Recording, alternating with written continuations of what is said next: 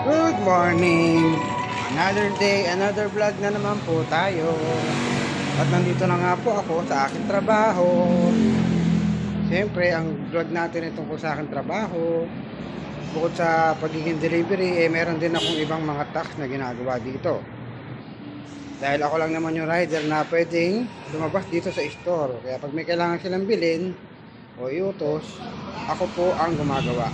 Ayan. Let's go! Buena mano, delivery. Delivery. Delivery. Delivery po.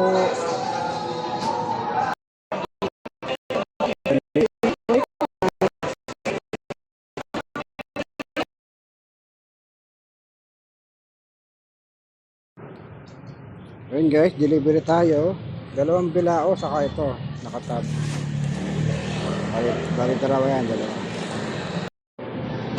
Alright, delivery ulit. Doon yung motor sa malayo.